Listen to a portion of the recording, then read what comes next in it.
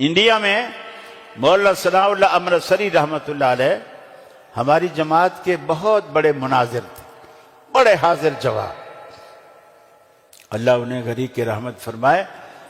انہوں نے ایک علاقے میں، بستی میں اہل حدیث تھوڑے تھے، اہل حدیثوں نے مسجد بنوائی، حنفیوں نے قبضہ کر لیا، جیسے آج کل لوگ کر لیتے ہیں، قبضہ کر لیا۔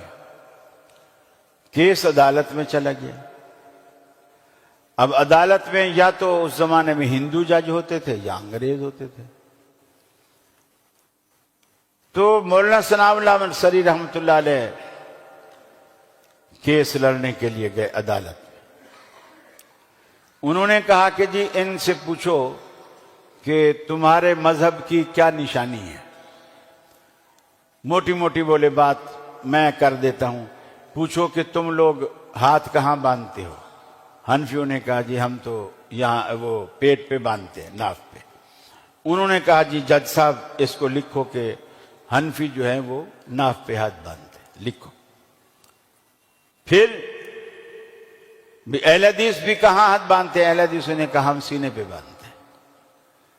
مولانا ثناء اللہ صاحب نے جج سے کہا کہ لکھو کہ اہل حدیث سینے پر ہاتھ باندھتے ہیں۔ اب یہ دو نشانیاں آ گئی، حنفیوں کی نشانی یہ ہے کہ وہ ناف پہ باندھتے ہیں، اور اہل حدیث کی نشانی یہ ہے کہ یہ سینے پہ باندھتے ہیں۔ جج نے فیصلہ یہ کیا کہ جن کی تعداد علاقے میں، محلے میں زیادہ ہوگی، یہ مسجد ہم اسی کو دیں گے۔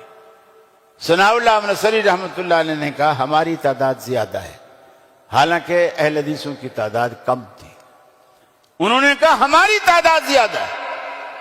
حنفیوں نے کہا جھوٹ بول رہا ہے، ہماری تعداد زیادہ ہے، گنو۔ انہوں نے جناب اپنی جج سے کہا کہ ان سے پوچھو تمہاری محلے میں کتنی تعداد ہے۔ انہوں نے مرد عورت سب گن کے بتایا اتنی تعداد۔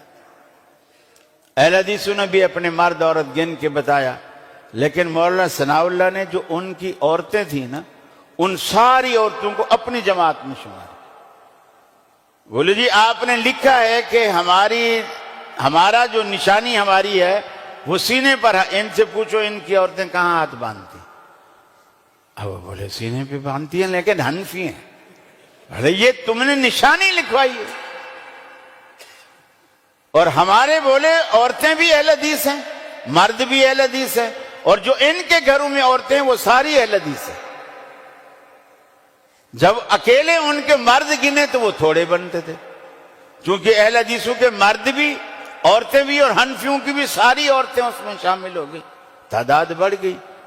اب وہ جج لوگ مسلمان تو ہوتے نہیں تھے، وہ تو بس دلیل اور پوائنٹ دیکھتے، انہوں نے کہا تو پوائنٹ ویلڈ ہے، فیصلہ کر دیا کہ بھی اہل حدیث جیت کے، مسجد ان کو مل گئی۔